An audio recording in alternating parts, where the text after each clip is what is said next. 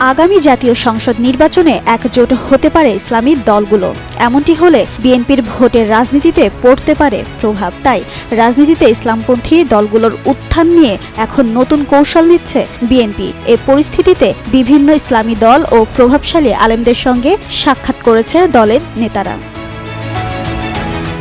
বিএনপির দলীয় সূত্রে জানা গেছে, হেফাজতে ইসলামের আমির মহিবুল্লাহ বাবুনগরী, হাটহাজারী মাদ্রাসার মহাপরিচালক খলিল আহমদ কাশেমি ও শর্ষিনা দরবারের পীরের সঙ্গে বিএনপি নেতাদের বৈঠক ইতিমধ্যেই হয়েছে।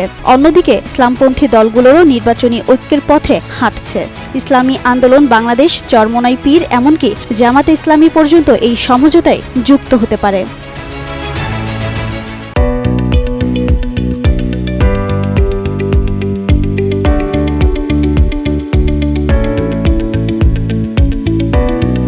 বিএনপির স্থায়ী কমিটির সদস্য সালাউদ্দিন আহমদ বলছেন, বিএনপি ইসলামী মূল্যবোধে বিশ্বাসী একটি দল। তাই একটি মুসলিম প্রধান দেশে ইসলামী দলগুলোর সঙ্গে ঐক্য দৃশ্যমান করতে হবে, যাতে জনগণ না ভাবে তারা ইসলামপন্থীদের প্রতিপক্ষ হয়ে যাচ্ছে।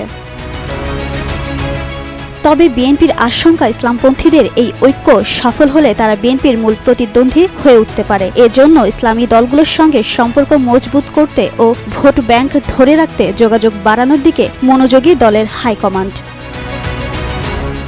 অন্যদিকে নির্বাচনী রাজনীতি এখনও শুরু হয়নি, এমনটাই দাবি জামায়াতের নায়েবে আমির সৈয়দ আবদুল্লাহ মোহাম্মদ তাহেরের। তবে তারা ইসলামী দলসহ অন্যান্য দেশপ্রেমিক দলের সঙ্গেও সমঝোতার ব্যাপারে আশাবাদী বলে উল্লেখ করেন।